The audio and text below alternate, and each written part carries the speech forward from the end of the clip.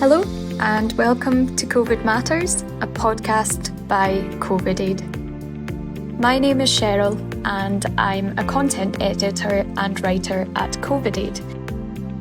On today's episode, I talk to Dr Alex Burton, a senior research fellow in the Department of Behavioural Science and Health at University College London, UCL. Alex is part of the team working on the UCL COVID-19 social study, which aims to assess the psychological and social impact of the pandemic on various groups within the UK. In October, she co-authored a study that explores how the experience of long COVID has impacted the mental health and well-being of people with the condition. We invited her onto the podcast to tell us more. Hi, Alex. Welcome to COVID Matters. Thank you for having me. I should in fact say welcome back. You were previously on an episode with us in July. Now, in that episode, the work of this COVID-19 social study was in fact ongoing.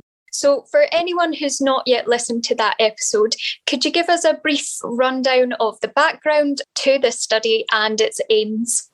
Sure. So we've been studying the sort of psychological, mental health impacts of the COVID-19 pandemic, also looking at the impact on social lives. And we've been tracking people's experiences since March 2020, so 18 months, nearly 19 months now. And what we've been doing is we've conducted a longitudinal survey where we've been asking people weekly, and then we changed it to monthly, basically how they've been feeling during the pandemic.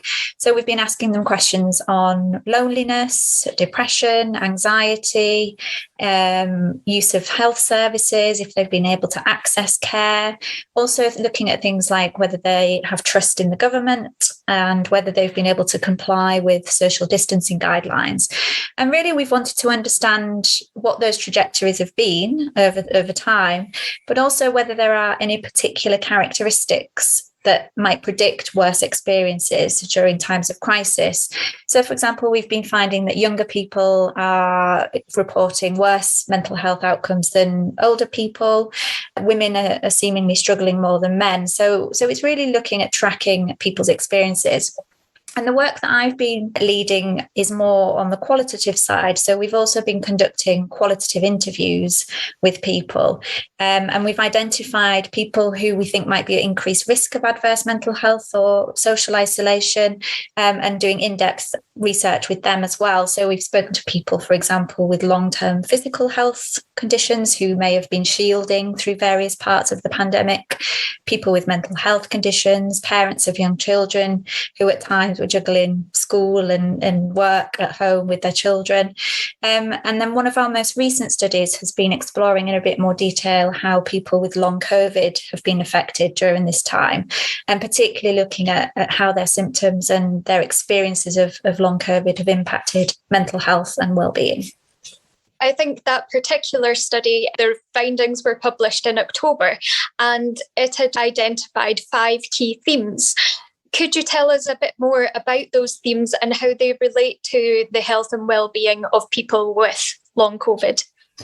Sure. So it hasn't been peer-reviewed yet, that paper, but it is available as preprint for people to read.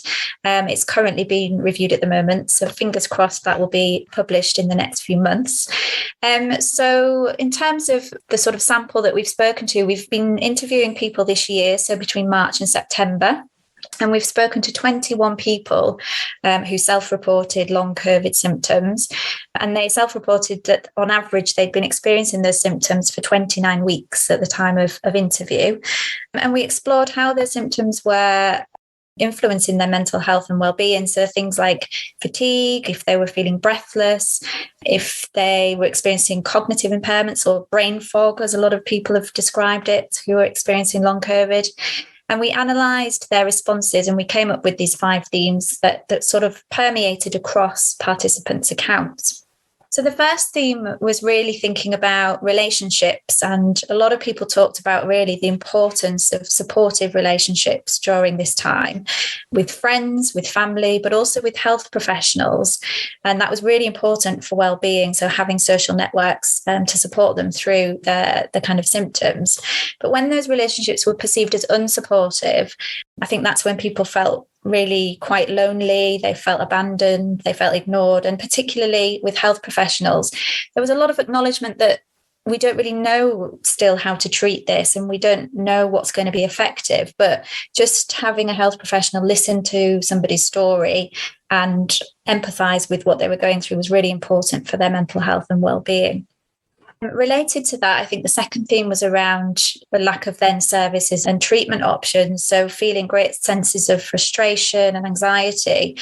And some people talked about being offered and receiving investigative tests, so having blood samples taken, but then not really hearing back for weeks about the results and sort of feeling a little bit in limbo with what they could be doing to sort of support their symptoms during this time.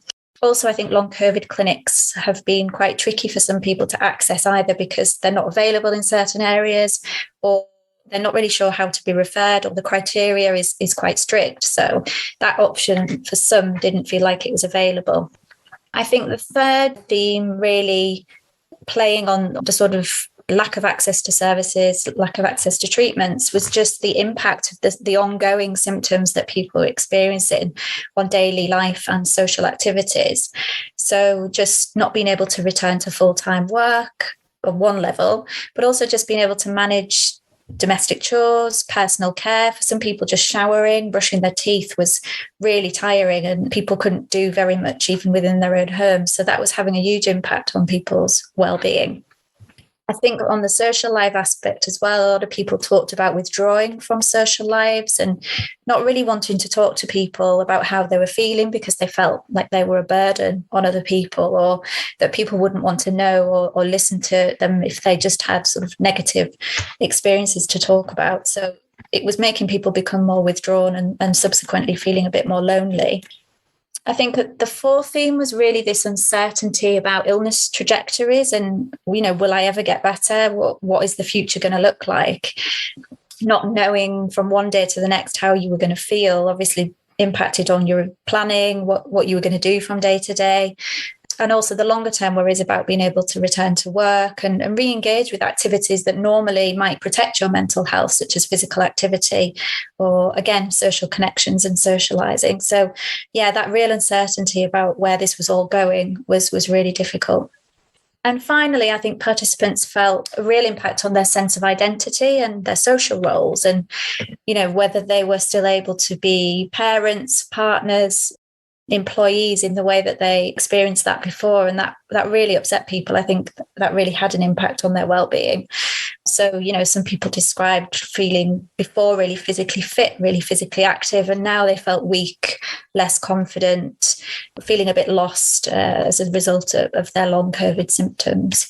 So I think those were the kind of key things that came out. I think also related to social lives and relationships, I think most people described positive relationships, but for some, they found people were a little bit less empathic. They, had parents that just was willing them to get better, but at the same time was sort of saying, well, why are you still ill? Why are you still experiencing this? You should be better by now. So again, I think that the crux of it is around the social networks that people have around them.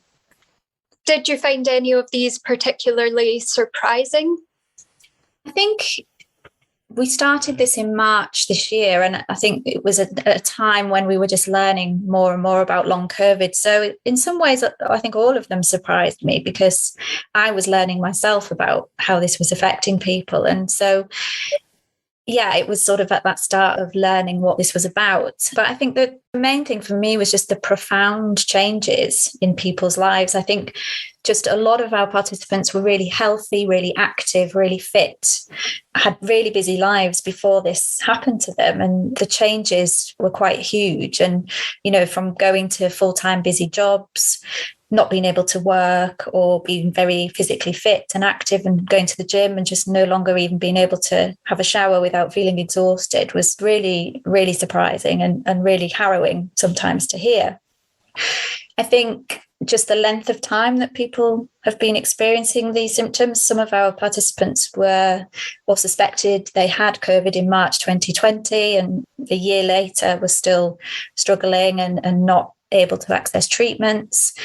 But then I think on the flip side as well, people's resilience came through. And I think, when they were faced with this uncertainty, they still had hope that they would recover or at least have a better functioning and a better quality of life. And a lot of that, I think, came back to feeling supported by health professionals, by the friends and the families in the social networks as well. And also being supported by their managers at work as well to work out flexible arrangements. As you say, some of the responses, which are all included in your study, so I encourage everyone to read that. It's really quite moving to read the responses from participants and hear their experiences in day-to-day life and how it's changed and how that's impacted their mental health. So we'll link that in the show notes with this podcast for everyone who wants to have a read. Particularly for me, I found the theme which talks about the experience of care and understanding in others particularly relevant, because we'd recently spoken to Dr. Fiona Jones, who works in the Listen Project, which is about creating a support package for those with long COVID. And she mentioned that some people do feel that sense of shame in comparison to their peers or their colleagues and how slow it's taking them to recover. Did you find similar responses from your participants in this study? Yeah, I think that's a really interesting finding. And I don't think it really came up as much in our study as shame. I don't think it was expressed as shame. We did have people talking about stigma and feeling, like I said before, that there was a lack of understanding of what this really was, and, having people say, why are you still ill? Not necessarily based on other people's experience of having COVID, but just really not understanding why it was taking so long for people to recover. So I don't think it was expressed as shame as such, but there was that sense of, why is this happening to me? Why are other people either not getting COVID or having mild symptoms? Or, what is it that has made me not recover, or I'm still experiencing this? But I think, the key thing was really for other people that maybe had recovered or had mild symptoms, there was a perception that those people were then less understanding of people with long COVID and less sympathetic because everyone had experienced it in a different way.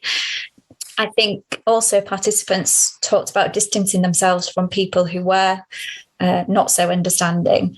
So again, as a strategy to protect their mental health. So it may be that they didn't really have chance to sort of explore those feelings if they were distancing themselves from people who weren't understanding. So shame wasn't something that we specifically asked about as well. I don't know whether that was asked about in the study, but it's definitely an interesting take. We did ask about stigma, and we did ask about sort of peer pressure and, this sense of, whether other people were influencing how they were feeling, but less so much about shame specifically. What were the general responses to that kind of question? So I think the stigma question, we didn't get a lot of people talking about that, but when they did, it was more about feeling that others didn't understand that they were no longer infectious. So we had one participant talking about, she bumped into a friend in the street and had said, I had COVID a few months ago and I'm still not feeling well. And her friend visibly stepped away from her as if she was still infectious. And that really upset this person, obviously, that's not a nice thing to experience. So I think the stigma came out a little bit in terms of illness and infection and, oh, you're still not well, you've not recovered, could you still pass it on? But it was more of a minority experience, I think, with the stigma. And then the peer pressure was more about social distancing and kind of friends perhaps going back out into the world sooner than they were comfortable doing, going into pubs or going into restaurants. And I think just that a mismatch in understanding of safety. And, somebody that's experienced long COVID, I think a lot of people are just a bit more reluctant to re-engage in those kind of activities. So generally, the study reveals the negative impact of long COVID on people's lives. Are there any positives, or are there any aspects that we can build upon in order to turn them into a positive for experiences of long COVID in the future? I think this role of people's social networks is really key. I think, to support people's mental health and well-being and on multiple levels. So that's something that we can all get behind. So if you're a friend or a relative of someone experiencing long COVID, just providing on a very basic level, practical support. Do people have what they need? Do they need any shopping bringing in because they might not want to be going out? Providing empathy, just listening to people, I think has been really key. I think, again, if you're an employee or an employer of somebody, you're working with somebody that's experiencing this, it's again having these conversations, being supportive, trying to be flexible so that people can work when they can, and when they need a bit of time, that they have that option. And similarly with health professionals, I think listening, making people feel believed, and sort of supporting their well-being in that way, in the absence of cures and treatments at the moment. I do think we're quite lucky in this generation that we're in, where we have technology and things that, when social distancing measures are in place, we can also have support groups online. However, I noticed in the study that some people loved online support networks and they found them really useful to connect with people going through the same things, whereas others actually found the opposite and found it a bit overwhelming. I wonder if you could tell me a bit more about that and your thoughts. Yeah, I think it's really hard, isn't it? I think finding a balance there. I'm not sure we necessarily can cater to every individual's needs and wants. I think people might require different support at different stages, depending on how they're feeling and where they're at with their long COVID journey in a way. So I think people find it helpful to consult those groups if they're after specific information or ideas, or I think when they want to hear that other people are experiencing something similar to what they are, they just want to be validated and they want to know that they're not on their own. So I think it depends where you're at, really. But I think one of the interesting things that people told us was that they noticed people dipping in and out of those groups when they felt better. So people sort of leaving the groups once they'd recovered, or they felt that they didn't need it anymore. And the people that were left in the group, I think, felt that wasn't very supportive, because it would have been good for people to continue to share how they were doing and to provide some hope and give tips on what had helped them. So I think it is really tricky, but you don't need to stay engaged in these things. You can dip in and out of them as and when you're feeling more positive or you're feeling like you need a shared experience. And one of the things that we could think about is having a sort of facilitator, or more of a facilitator role in those groups, or more of a clear purpose or message that what is this group about and what are we going to talk about. So even like basic rules and guidelines about how we run these groups. So maybe a more focused and facilitated approach would be beneficial. And then I think the next step is having, offshoots of that where people can actually speak to each other, because just reading and typing messages can be quite destructive sometimes. And I think having a space where people can actually come together, either online or in person, if people feel comfortable, where they can share those experiences is probably much more fruitful. Definitely. And to plug a COVID aid service, we do have the COVID-19 support community for anyone interested in joining a support network like that. And we do share resources and advice information if anyone would like to join. So in terms of next steps, what actions are yourself or the UCL taking now that the study is complete? So the survey isn't quite complete. It's nearly there, but not quite. So we've got our final monthly follow-up this month in November. And then we've got a little bit of a break, and then we're going to do an absolute final follow-up in March 2022. So there's still plenty of data collection going on. There's still lots of analysis that our team are working on. And we'll also be asking some additional survey questions this month on long COVID to determine how many people in our study sample report experiencing long COVID, and then also whether they've been able to access treatments and services and support to see what kind of things have influenced their experiences. And we're continuing to conduct fieldwork and interviews with vulnerable groups until the end of this year. So one of the groups we really want to speak to are women who've experienced domestic abuse during the pandemic, as well as service providers who have supported those women. And as I say, that's running till Christmas. And then next year is going to be quite an exciting shift because data collection will start to slow down and we'll be finishing our analyses. So we really want to focus our efforts on dissemination of findings as widely as possible. And I think first and foremost, we want to tell our participants what we found and share the study findings with them, but then think about how we inform service provision, mental health policy, so that we can really start to implement some of the lessons we've learnt about how best to support people's mental health and well-being during periods of crisis and uncertainty. Is there anything else you'd like to mention that perhaps we didn't talk about in today's episode? I think if people are really interested in the study and, what we found, we've done lots of different analyses on different groups, on different characteristics in terms of what's been helping people's mental health during this time, what's been having a negative impact. So if you go to our website on www.covidsocialstudy.org, all of the information's there about how you can get involved, or indeed you can just download the reports.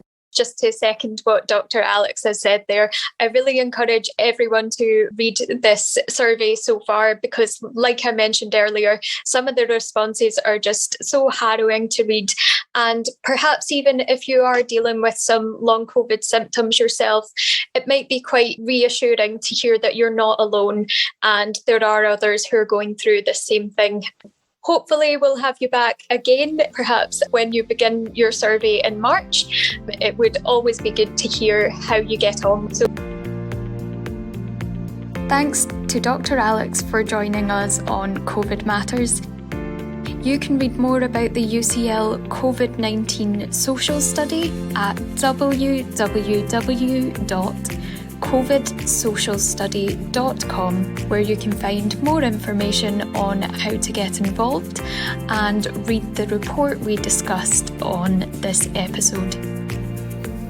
I mentioned on today's episode that we have the COVID-Aid COVID-19 support community. If you would like to join, please visit community.covidaidcharity.org. You can also find us on our website at covidaidcharity.org or on social media at covidaidcharity. I hope you enjoyed this episode of COVID Matters, and until next time, please take care.